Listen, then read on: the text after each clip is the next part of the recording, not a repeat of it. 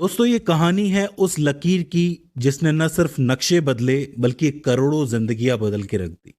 जिसने सिर्फ एक राज्य को नहीं बांटा बल्कि एक संस्कृति को ही काट के फेंक दिया। आज मैं बात कर रहा हूं पंजाब विभाजन के बारे में। दोस्तों 1947 में भारत को अंग्रेजों से आजादी मिलने से पहले पंजाब जो था वो ब्रिटिश साम्राज्य के अंडर आने वाला एक बहुत बड़ा प्रांत था। कुदरती तौर पर इसके पश्चिमी हिस्से में सिंधु प्रणाली थी, पूर्वी हिस्से में यमुना नदी और उत्तरी हिस्से में हिमालय। याद रखिए कि ये सिर्फ प्राकृतिक सीमाएं थी पंजाब की, जबकि अंग्रेजों का जो पंजाब था वो इन प्राकृतिक सीमाओं से भी आगे तक फैला हुआ था। इस समय तक पंजाब में आज का पंजाब, हरियाणा, दिल्ली, हिमाचल प्रदेश के कुछ हिस्से, पाकिस्तान का पूरा पंजाब प्रांत और इस्लामाबाद, ये सब कुछ आता था। और इसी के साथ इसका पूरा क्षेत्रफल था लगभग 3,58,355 वर्ग किलोमीटर। पंजाब। अब यहाँ एक बात आपको याद रखनी है कि ऐसा नहीं है कि पूरे पंजाब में सिर्फ ब्रिटिश सरकार ही थी, बल्कि यहाँ पर बहुत से राजाएं और रियासतें भी थी, जैसे कि नाभा रियासत, भटिंडा रियासत, कठुआ रियासत, सिंधु रियासत और भी छोटी बड़ी रियासतें थी जो यहाँ पे मौजूद थी। आपको आज भी यहाँ पर कई सारे राज परिवार देखने को मिलेंगे, जैसे पटियाला राज परिवार, जिंद राज परिवार, कपूरथला राज परिवार। तो ये सब पंजाब के अंतर्गत ही आता था। लेकिन ओवरऑल ये जितनी भी रियासतें और बाकी पंजाब का क्षेत्र था, ये सब कुछ किसके अंडर आता था? ब्रिटिश सरकार के अंतर्गत आता था। तो समझ लो कि ये ब्रिटिश भारत का एक प्रांत था। यही कारण था कि उस वक्त की जो ब्रिटिश इंडिया की आर्मी थी उसके अंदर आपको सिख सैनिक अच्छी खासी तादाद में नजर आते थे और ये बहुत सी लड़ाइयां भी लड़ते थे। तो ये चीज आपको याद रखनी है। अब देखो, ये उस समय का जो पंजाब प्रांत था इसको दो तरीके से बांटा जा सकता था। सबसे पहले तो कुदरती रूप से इसके चार हिस्से थे, जिसमें सबसे पहले आता था सिंधु गंगा पश्चिमी मैदान। ये जो पश्चिमी हिस्सा आपको नजर आ रहा है, यहाँ पे गंगा नदी और सिंधु का भी प्रभाव देखने को मिलता है।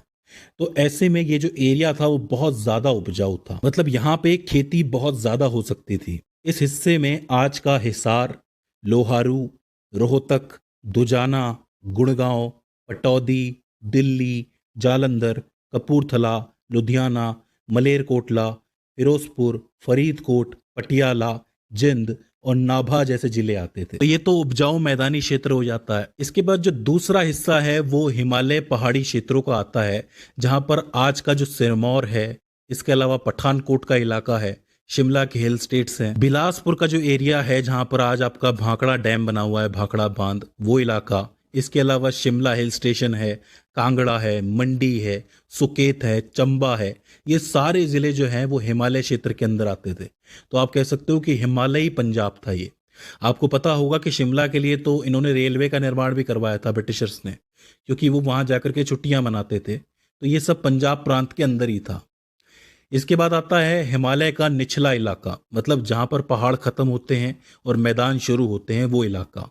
उस इलाके के अंतर्गत आपका अंबाला, कालसिया, होशियारपुर, गुरदासपुर, सियालकोट, झेलम, रावलपिंडी और अटक, ये बहुत इंपॉर्टेंट एरिया हैं, ये सारे आते थे।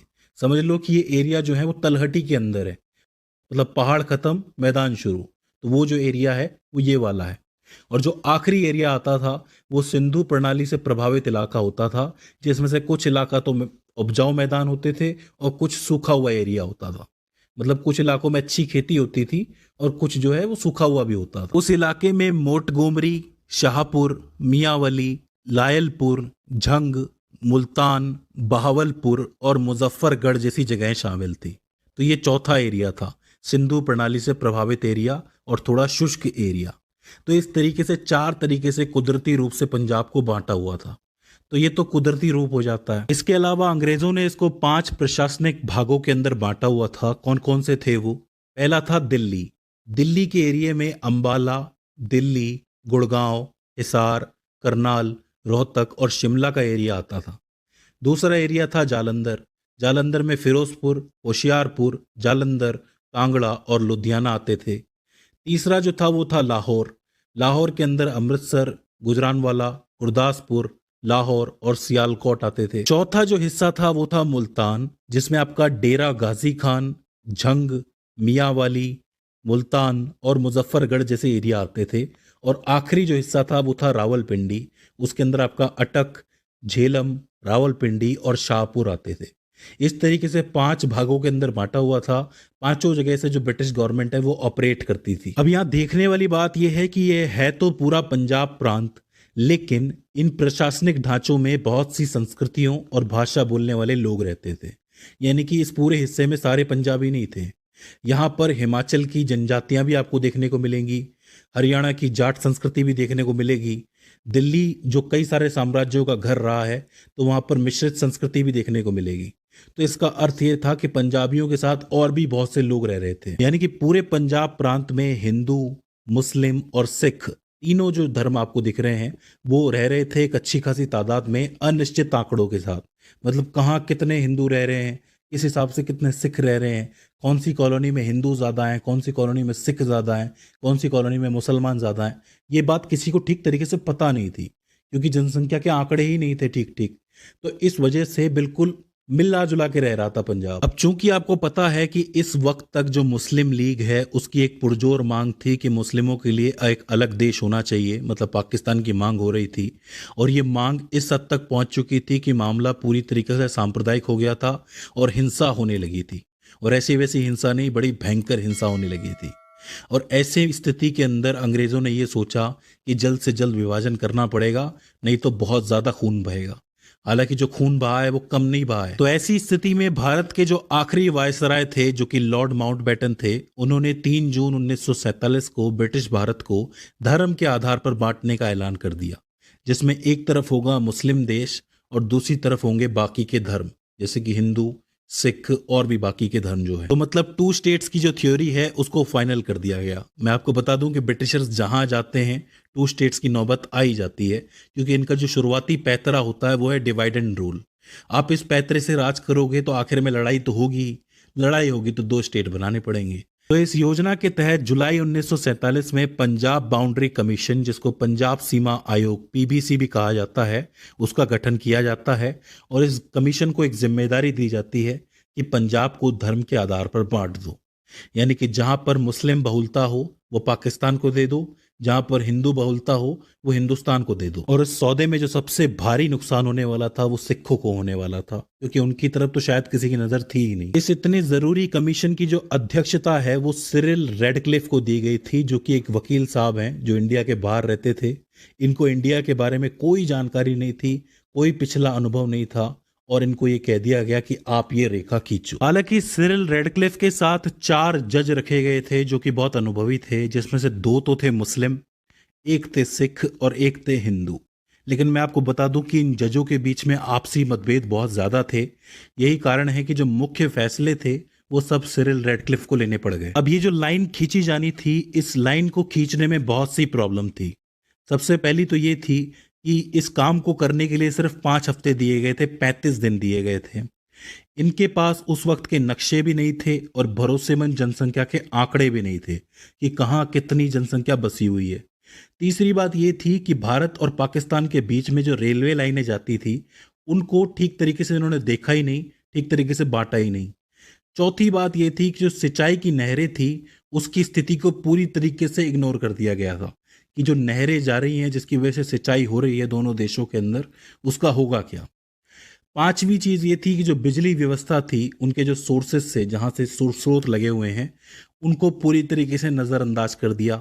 यही कारण है कि कई एरियाज के अंदर ब्लैकआउट हुआ था इस लाइन के खिंचने के बाद। जो सिख संप्रदाय है उसके जो प्रमुख तीर्थ स्थल हैं वो सब के सब पाकिस्तान में रहने वाले थे, जिनमें सबसे इंपॉर्टेंट थे ननकाना साहिब, जहां पर गुरु नानक का जन्म हुआ था, करतारपुर साहिब जो कि उनकी अंतिम निवास माना जाता है, गुरुद्वारा पंजा साहिब जहां पर उनके हाथ का निशान माना जाता है, गुरुद्वारा रोड़ी साहिब और गुरुद्वारा डेरा साहिब। ये सारी जगह जो हैं वो सिख संप्रदाय के लिए बहुत इंपॉर्टेंट तीर्थ स्थल है।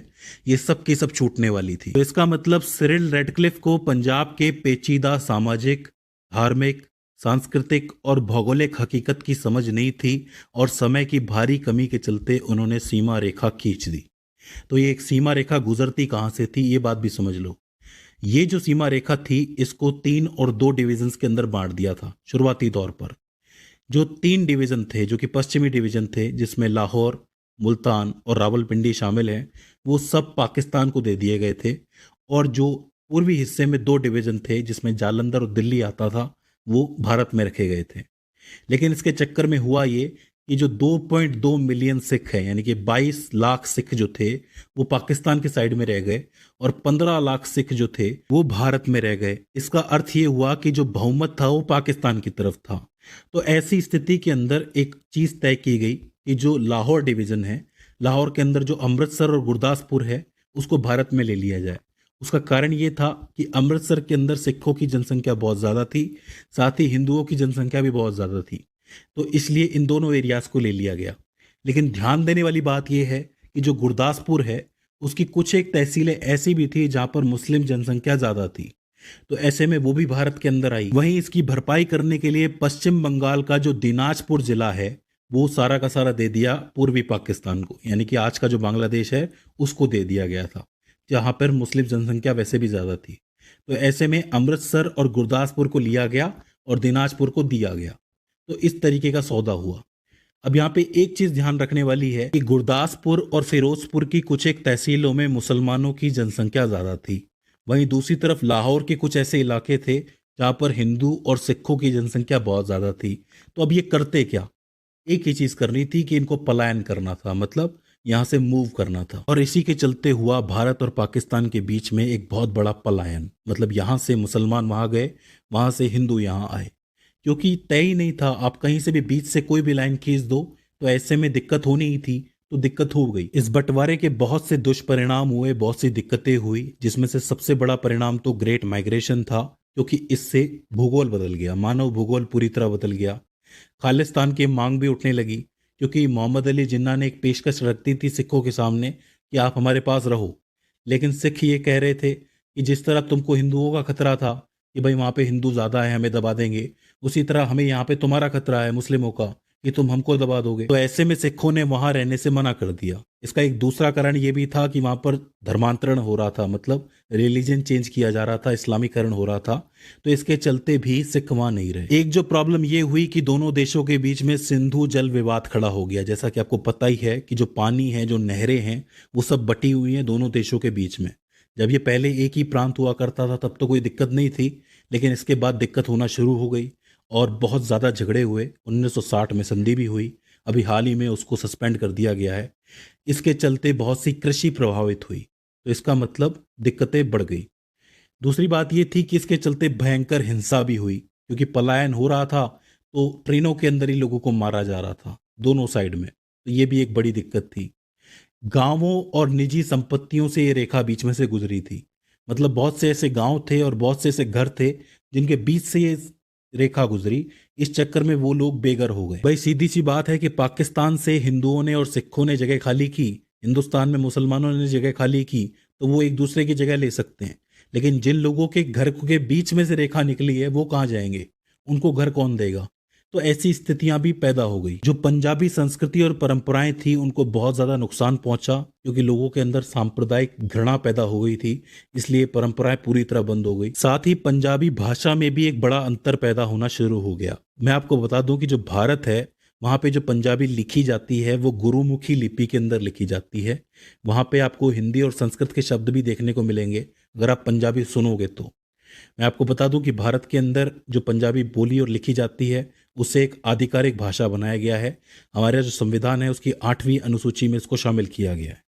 वहीं अगर आप पाकिस्तान की बात करोगे तो वहाँ की जो भाषा लिखी जाती है वो शाहमुखी के अंदर लिखी जाती है, और उसके अंदर आपको फारसी और अरबी भाषा के शब्द भी देखने को मिल सकते हैं। लेकिन वहाँ पर इसको आधिकारिक भाषा नहीं बनाया गया है। वहाँ की आधिकारिक भाषा कौन सी है?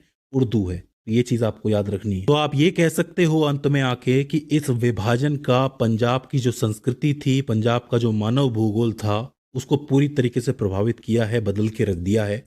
लोगों की जिंदगी पूरी तरीके से बदल गई है। पंजाब के भारत में शामिल होने के बाद यहाँ पर भाषाई विवाद शुरू हो गए। पंजाब से हरियाणा अलग हो गया, हिमाचल के कुछ हिस्से अलग हो गए, और फाइनली आज का जो पंजाब है वो लगभग 50,362 वर्ग किलोमीटर का रह गया है।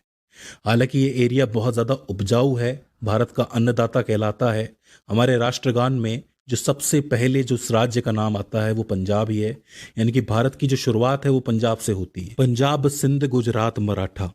लेकिन मैं अंत में यही कहना चाहूँगा कि इस पलायन से, इस पूरे विभाजन से जो तकलीफ पंजाबी संस्कृति ने उठाई है उस तकलीफ का कोई भी भरपाई नहीं की जा सकती है। मैं बस यही कहूंगा कि पंजाब हमारे देश का अन्नदाता है और इसके बगैर भारत भारत नहीं होता है। तो इस चीज को आपको याद रखना है। जय पंजाब, जय हिंद, जय भारत। मुझे उम्मीद है कि इस वीडियो से आपने कुछ ना कुछ नया जरूर सीखा होगा और ये वीडियो आपके लिए हेल्पफुल साबित रही होगी। इसके बाद भी इसके अंदर आपको कोई क्वेरी आती है, कोई दिक्कत आती है, तो आप हमें कमेंट सेक्शन में बता सकते हैं। तो दोस्तों, आज की इस वीडियो के अंदर बस इतना ही। सी यू इन द नेक्स्ट।